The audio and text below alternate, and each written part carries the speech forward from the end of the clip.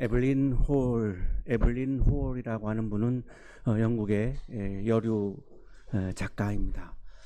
1906년에 볼테르 평전을 썼습니다. 볼테르의 친구들이라고 하는 그런 평전을 통해서 볼테르의 이 사람을 대하는 태도를 소개를 했는데요. 이 볼테르의 친구 중에 엘베시우스라고 하는 사람이 있는데, 이 사람이 정신론이라고 하는 책을 썼습니다.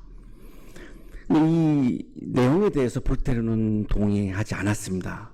그리고 이 정신론의 핵심은 모든 인간은 지적인 자질을 똑같이 가지고 태어난다라고 하는 거였는데, 볼테르는 그러면 모든 사람이 뉴턴이 되겠네, 이렇게 비판을 합니다. 친구이지만. 그리고 이 종교적인 문제 때문에 파리 고등법원에서 이 정신론의 모든 책을 다 소각 명령을 내리고 이 사람을 탄압하기 시작합니다. 그러니까 그 내용에 동의하지 않지만 그 사람의 사상과 그 사람의 표현과 그 사람의 주장에 대해서 이렇게 재갈을 물리는 것에 대해서 볼테르는 동의하지 않았던 거죠. 그래서 이 볼테르의 자기 친구를 향한 이 태도를 에블린 홀이라고 하는 작가가 평전을 통해서 소개를 했습니다. 그러니까 볼테르의 문장이 아니고 에블린 홀의 문장인데요. 아주 유명한 문장이죠. 나는 당신의 의견에 동의하지 않는다. 그러나 당신의 그것을 말할 수 있는 권리를 위해 죽을 때까지 싸울 것이다.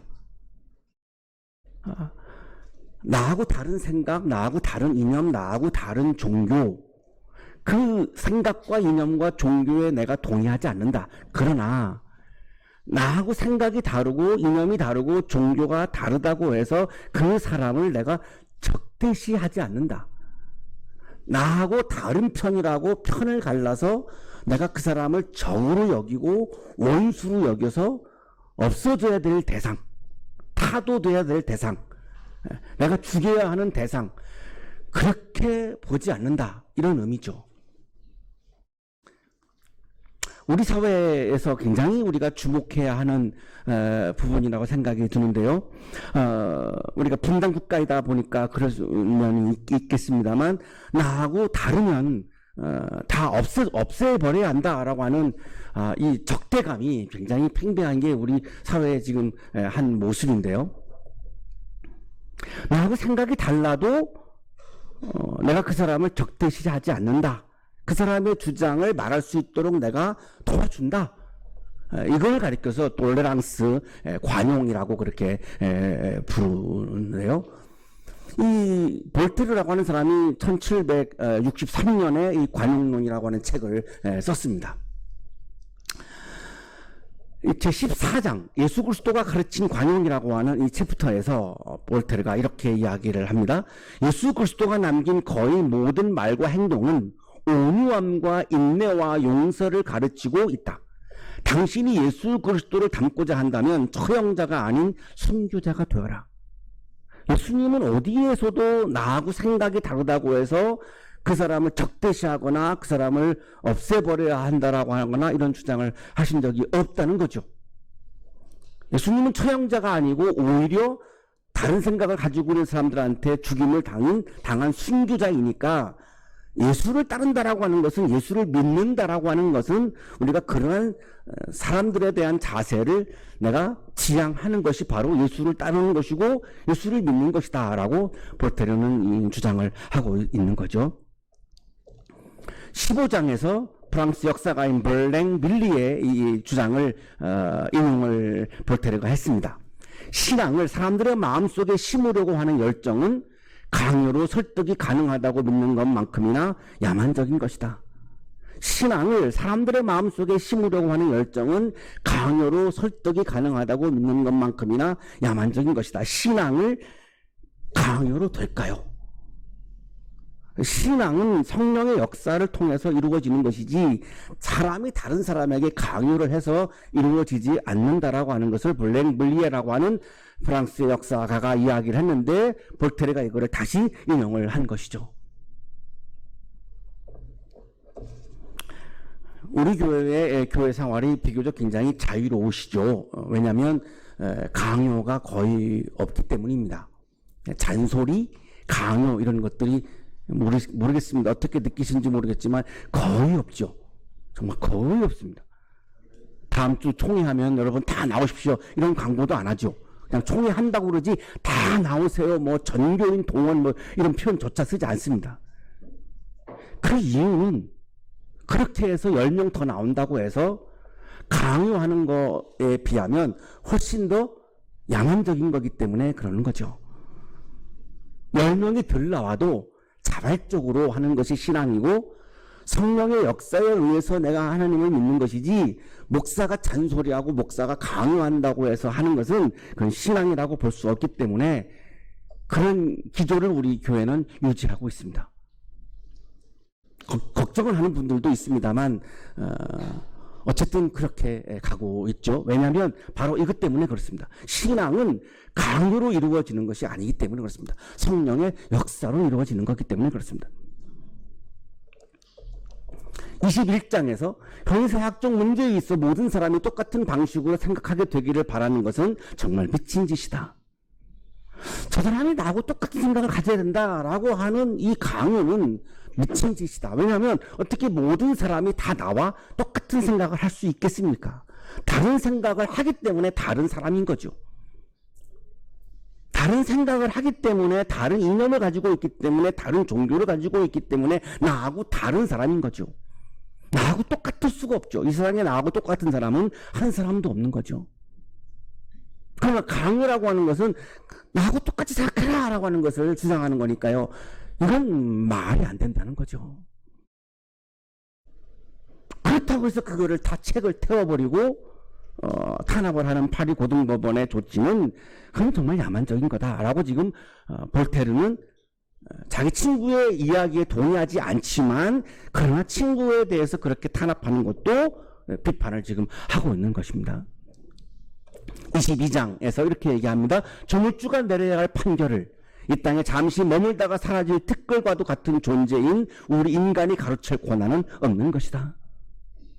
그 책을 다 태워야 하는지 그 판단은 그 책이 진리, 내용의 진리가 인지 아닌지는 하나님 조물주가 판단해야 할 일을 먼지와 같은 한 인간이 그 다른 사람의 주장에 대해서 진리다 비진리다라고 판단을 내려버리는 것은 그것은 하나님의 권한을 침해하는 것이다 이렇게 얘기하는 거죠.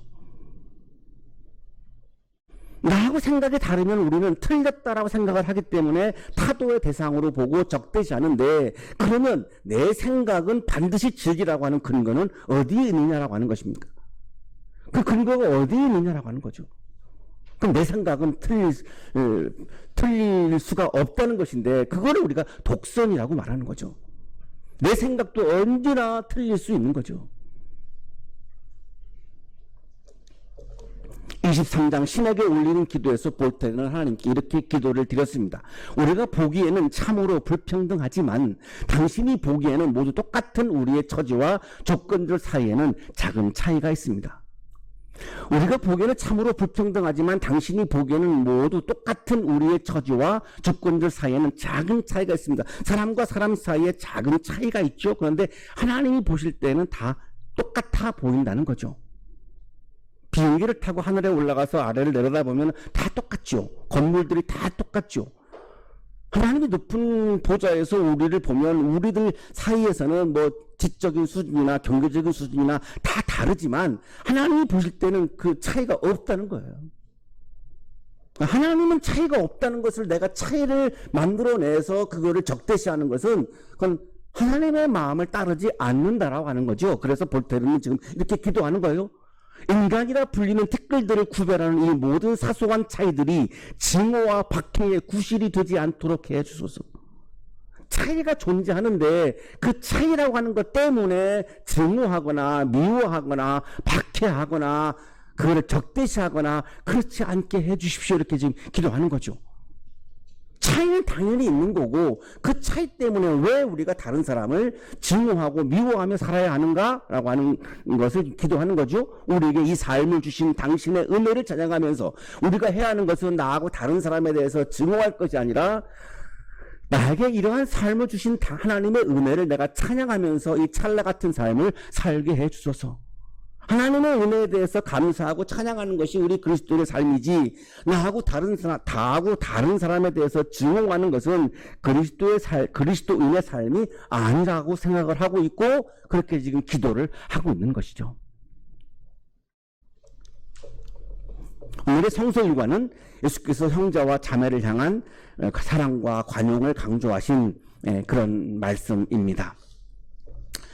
예수님께서 산상설교를 통해서 제자들이 지켜야 되는 바리새인과 율법학자들이 강조했던 그 의 6가지, 그보다 더 나은, 더 진화된, 더 진보된 의 6가지를 말씀을 하시는데요. 바리새인들이 가르친 율법인 이 태제와 제자들이 실천해야 되는 하나님의 뜻이라고 하는 반태제 6가지를 비교하신 겁니다. 이게 지금 이 대립명제라고 부르는 요 부분인데요. 첫째가 살인과 성냄.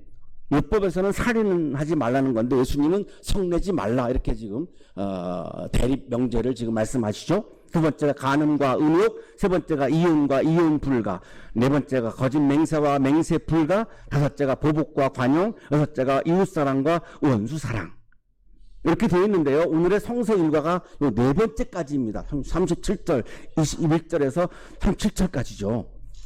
이 네 가지를 다 묵상을 하게 되면 시간이 엄청나게 길어져서 오늘 요 첫 번째 살인과 성냄 요 한 부분만 묵상하려고 합니다. 지난 주일에도 보니까 제가 무려 38분을 설교를 해서 그거를 확인하면서 참 마음이 많이 힘들었는데요. 오늘도 목표는 여전히 25분입니다. 자꾸 길어지네요.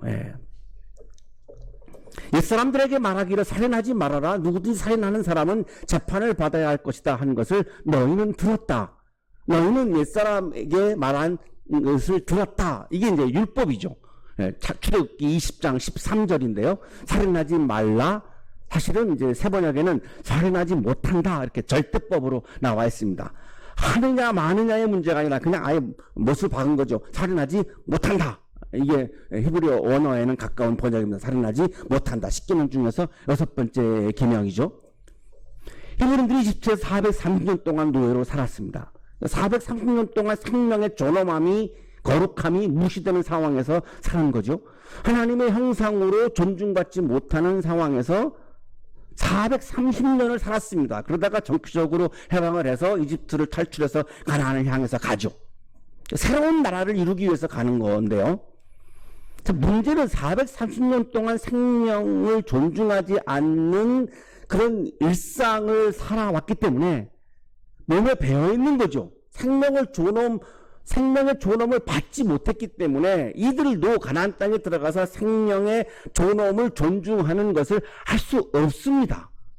430년을 그렇게 살아왔기 때문에 무서운 거죠. 자유가 주어졌지만 문제는 다른 사람, 다른 생명을 내가 소중하게 여기고 존중하는 삶을 살아갈 수가 없어요. 그러면 새로운 나라를 이룰 수가 없는 거죠.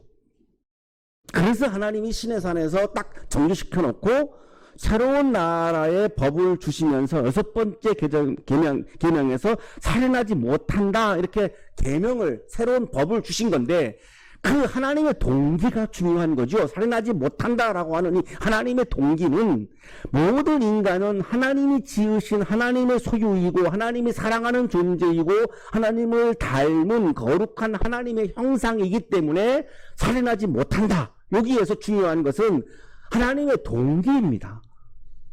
하나님이 모든 사람을 사랑했기 때문에, 모든 사람을 나를 닮은 거룩한 존재로 여겼기 때문에 살인하지 못한다라고 하는 법을 주신 건데, 그러나 법의 차원으로 가면 결과만 중요하죠. 결과적으로 내가 살인하지 않으면 되는 거죠. 그러면 내가 이 계명을 지켰다라고 생각을 하는 건데 하나님은 그렇게 보지 않는 거죠. 살인하지 않는 것은 우리 누구나 다 아는 거죠. 제자가 아니어도, 크리스찬이 아니어도 누구나 다 아는 겁니다. 살인을 저지르는 몇 사람 빼놓고는 다 아는 거죠. 자, 그러니까 나는 이 계명을 지켰다라고 우리가 자부할 수 있지만 예수님은 그렇지 않다는 거예요. 결과가 중요한 것이 아니라 하나님의 동기가 중요하다는 거죠. 함정이 있다는 거죠. 사람은 하나님의 소유이고 하나님을 닮은 하나님께 사랑하는 존재이기 때문에 사람은 사랑하지 못한다 해서 중요한 것은 하나님이 사랑하는 존재라고 하는 하나님의 동기가 중요한데, 유대인들은 살인하지 않으면 된다라고 하는 이 결과만 중요시 여겼고, 그래서 다른 사람을 사랑하지 않은 거죠. 다른 사람을 존중하지 않은 거죠. 특히 이방인들을 개와 돼지 취급을 했으니까요. 그래도 살인은 안 한 거죠. 그러니까 우리는 계명을 지켰다, 우리는 정말로 훌륭한 신앙인이다라고 바리새인들은 자부했던 것이죠. 자, 그러나 사랑하지 않아도 살인 안 하죠. 살인하지 않는다라고 하는 것이 사랑한다는 말은 아닌 거죠. 이 부분을 예수님은 오늘 강조하시는 거죠. 그래서 반태제, 율법에 향한 반태제를 말씀하시기 위해서 그러나 나는 너에게 말한다 이렇게 말씀하는 거죠. 그러나 나는 너에게 말한다. 에고, 나는 내, 그러나 레고, 말한다. 휘민, 너희에게. 그러나 나는 너희에게 말한다. 살인하지 못한다라고 하는 이 태제에 대해서 나는 반태제를 말한다. 이렇게 지금 말씀하는 거죠. 그 반태제의 내용은 자기 형제 자매에게 성내는 사람은 누구나 심판을 받는다. 형제 자매에게 성낸 사람은, 분노를 한 사람은 나하고 다르다고 해서 분노하고 적대시하고 이렇게 하면 그것은 살인과 같다 이렇게 말씀한 거죠. 왜? 사랑이 아닌 것은 똑같으니까.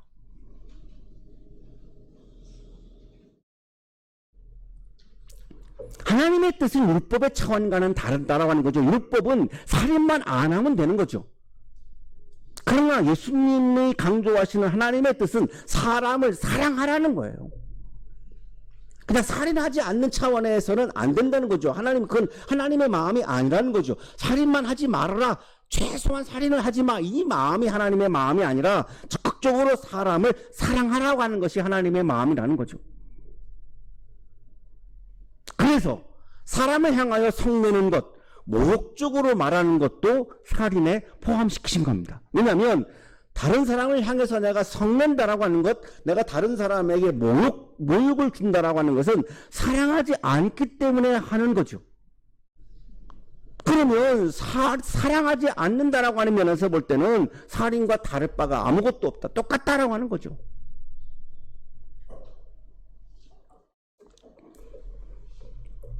성내다라고 하는 말은 헬라어 성서에 오르기조메노스인데요. 앵거, 화내는 것을 의미하는데요. 화낸다라고 하는 것은 그 사람의 생각이 틀렸다라고 하는 것을 전제하는 거죠. 내 생각은 진리라고 하는 것을 전제하고 있는 거죠. 그래서 성을 내는 거죠. 나는 A라고 생각하는데 당신은 B라고 생각한다. 내가 동의하지 않지만 그러나 나는 존중한다라고 한다면 성을 낼 이유가 없는 거죠. 그러니까 성낸다라고 하는 것은, 내가 모욕을 준다라고 하는 말은 당신은 인간도 아니다. 왜? 나하고 생각이 다르니까. 너는 비진리를 진리라고 여기고 있으니까 라고 하는 것을 전제하고 있는 거기 때문에 그것은 그 사람의 생명을 무시하는 거고, 그 생명을 무시한다라고 하는 말은 살인과 똑같다라고 하는 거죠. 양용희 교수의 설명입니다. 예수는 살인 금지에서 훨씬 더 나아가서 살인을 일으키는 마음의 분노와 그로 말미암은 모욕적인 말까지도 금지함으로써 구약 율법의 요구를 마음의 근원적인 문제로까지 내면화하고 그 적용 범위를 감정과 말의 문제로까지 확대하신다. 내 내면에 있는 마음이 뭐냐 이거죠. 사랑하는 마음이 있느냐, 적대시하고 있느냐, 이게 중요한 거지. 결과적으로 총이나 칼을 통해서 사람을 죽였느냐 안 죽였느냐가 중요한 것이 아니라 이 사람을 대하는 나의 태도, 이 사람을 내가 정말로 하나님의 형상으로 존중하는가, 이 사람을 정말로 내가 무시하고 당신은 틀렸다라고 그냥 내가 무시하고 적대시하고 있는가, 이 내면이 중요하다라고 하는 것을 지금 강조하고 있는 거죠. 조경철 교수의 수석입니다. 다음 주일날 우리 교회 오셔서 설교하시는 분인데요. 악한 생각이나 악한 언행까지도 살인 행위로 포함하여 이해한다. 이러한 생명 파괴 행위는 실제로 유대 사회에서 교묘하게 합법적으로 일어났다. 법을 어기지 않는 범위 내에서 못된 짓 하는 거 우리 일상에서 주변에서 굉장히 많죠. 법은 걸리지 않아요. 그러나 다른 사람을 업신여기고 무시하는 행위가 굉장히 많죠.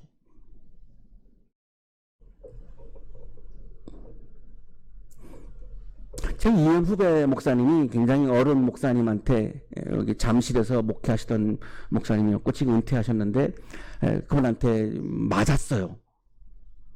그래서 제가 너무나 놀래가지고, 아니 그러면 그 법에 안 걸리냐고, 그거 고소하면 그 목사님 안 걸리냐고 그랬더니 그분이 선수라는 거예요. 법에 안 걸리게 때린다는 거예요. 병원에 가서도 이게 뭐죠? 진단서 안 나오는 정도니까 완전히 정말 그 분야의 선수라는 거예요. 그 힘 조절을 정확하게 하는 분이라는 거예요. 하도 많이 해봤기 때문에. 이런 거죠. 내가 누군가를 따라하는 것 자체가 벌써 그 사람을 내가 무시한 거고 내가 모욕을 준 것인데, 그러나 법에 안 걸리는 법이 내에서 하게 되면 법적으로는 아무 문제가 되지 않는 거죠. 그게 어떻게 사랑이냐? 그것이 어떻게 사랑이냐? 하나님은 사랑하라는 거지. 살나지 않는 차원을 말하는 것이 아니다라고 하는 거죠. 문자적인 법률 조항에만 저촉되지 않으면 된다는 사고 속에서 교묘하게 법조항을 회피하며 생명을 파괴하는 예는 오늘날에도 자행되는 지능적인 살인 범죄 행위이다. 형제를 향한 진노는 그 형제의 생명에 대한 부정이라고만 말할 뿐이다. 성서는 형제를 향한 진노는 그 형제의 생명에 대해서 부정하는 것이다 라고 성서 본문은 말씀하고 있는 거다. 이렇게 주석을 하고 있습니다. 자, 그러면서 이제 형제에 대해서 관용을 베푸는 것에 신뢰를 예수님께서 하나를 드신 거죠. 제단에 제물을 드리려고 하다가 형제나 자매가 내게 어떤 원한을 품고 있다는 생각이 나거든. 너는 그 제물을 제단 앞에 놓아두고 먼저 가서 내 형제나 자매와 화해하여라. 그런 다음에 돌아와서 제물을 드려라. 예배를 드리려고 하다가 어떤 사람이 나에게 원망을 가지고 있는 것을 내가 알게 되었다면 예배를 멈추고 먼저 그 사람과 화해한 다음에 그 다음에 예배를 드려라, 이런 말씀이죠. 이거를 해석하면 이런 거죠.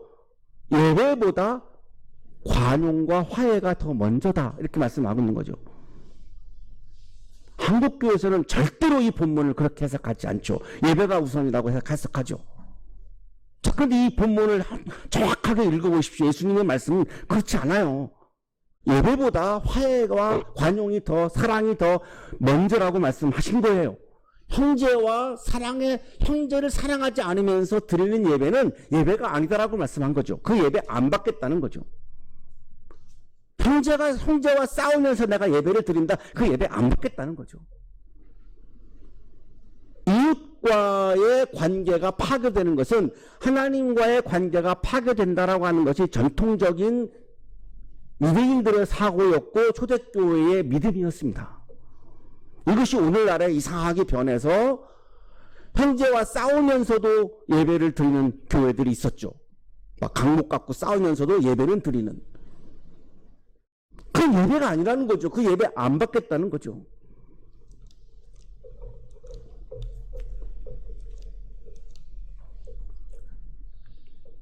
형제와 자매를 사랑하지 않으면서 드리는 예배는 예배라고 말할 수 없다. 조경철 교수의 주석입니다.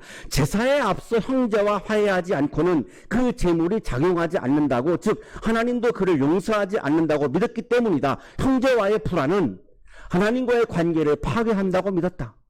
구약시대 때에도 형제와 불화한 가운데서 제물을 드리는 이유는 죄를 용서받기 위해서 드리는 건데요. 그러나 형제와 불화한 가운데에서, 형제와 사랑과 관용을 하지 않는 가운데에서 제물을 드리면 그 내 죄가 하나님으로부터 용서받지 못한다라고 하는 것이 유대인들의 신앙의 형태였습니다. 96년경에 기록된 이 12사도, 이 디다케라고 그러는데요. 12사도의 교훈집은 이웃과 불화한 사람은 누구나 다시 화해하기까지는 성만찬의 참여가 허용되지 않는다고 언급하고 있다. 초대교회에 와서도 이 전통이 어떻게 전승되냐면 형제와 싸웠을 때는 성찬을 안 받았습니다. 그 성천의 효력이 하나도 없다라고 믿은 거죠. 본인이 스스로 내가 형제와 싸우고 화해가 안 된 상황에서는 포도주와 떡을 안 받은 겁니다. 초대교회 교인들이 그렇게 했던 거죠. 왜? 이웃과의 관계의 파괴는 하나님과의 관계의 파괴로 이어진다라고 하는 것이 구약과 초대교회 때의 신앙의 형태였습니다. 안노은님의 시 봄날 사랑의 기도입니다. 이 봄날이 다 가기 전에 당신을 사랑하게 해 주소서. 한 사람이 한 사람을 사랑하는 일로 해서 이 세상 전체가 따뜻해질 수 있도록 도와주소서. 이 봄날이 다 가기 전에 남의 허물을 함부로 가리키던 손가락과 남의 멱살을 무턱대고 잡던 손바닥을 부끄럽게 하소서. 그리고 인간에 대한 모든 무례와 무지와 무관심을 부끄럽게 하소서.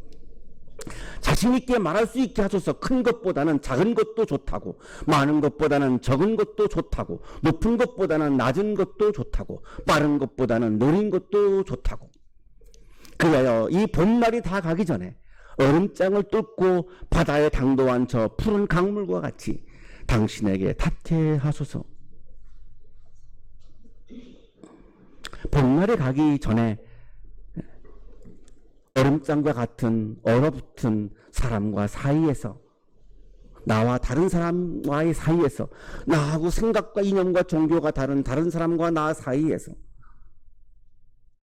강물이 그 얼음장을 뚫고 바다에 이르는 것처럼 우리들의 마음이 나하고 생각과 이념과 종교가 다른 그 사람에게 내 마음이 가서, 그 사람과 내 마음이 닿아서 사랑과 관용이 이루어져서 우리가 드리는 예배를 하나님께서 기쁘시게 받게 되는 그런 예배를 드리는 여러분의 삶이 되시기를 축복합니다.